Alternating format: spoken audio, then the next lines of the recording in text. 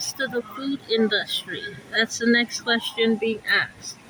The food industry is only those who are clean and healthy and have passed all the medical requirements to work within the food industry.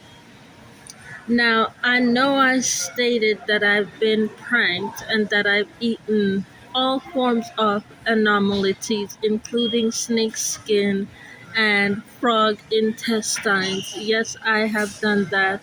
I don't want anyone else to suffer because they're not gonna know how to handle Frank Peters. They're not gonna know how to handle Frank Peters, so I don't want anyone, because I've been pranked in that way, shape, and form. I don't want anyone else eating snake skin. I don't want anyone else being subjected to eating any other anomalies in the form of the prank master or however you want. I don't want anyone going there, especially when it comes to any type of fecal matter notion, when it comes to the food industry or urine matter being involved in food. There is not going to be none of that being accepted. Okay? So you have to have passed all of your medicals in order to work in the food industry, which is a service industry.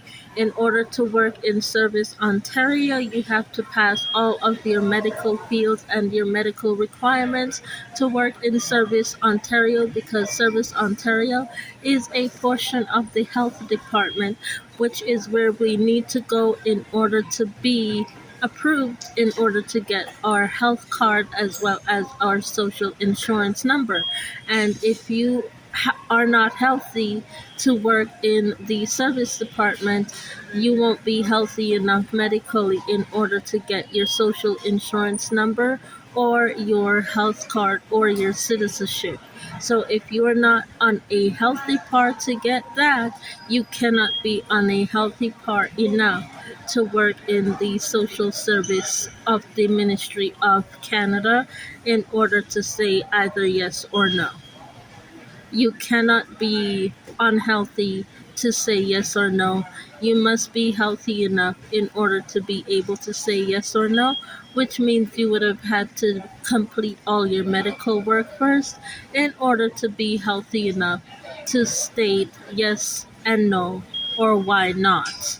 In order to be able to tell a person no, you have to have a reason why they are being told no.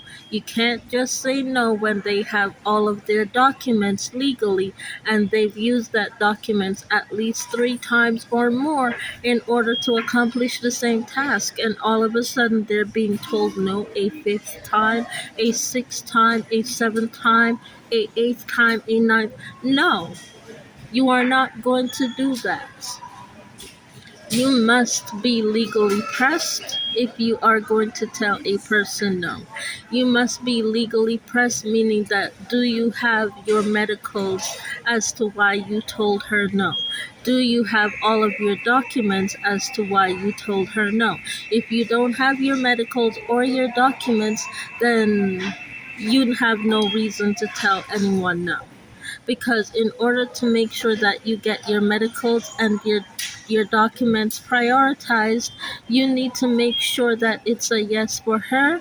Otherwise, it's also going to be a no for you when you walk in the front door, because they are going to send you and they are going to make sure that you are treated in the same manner that you treat others. So if you're going to tell me no, they're going to tell you no too.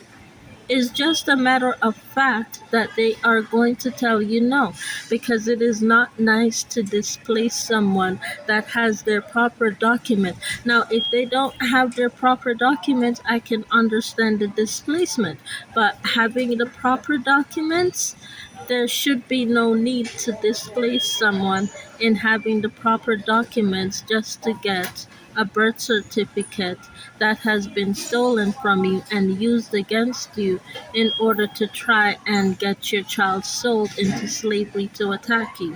That is not okay. That is not okay. And this legal battle will continue in court.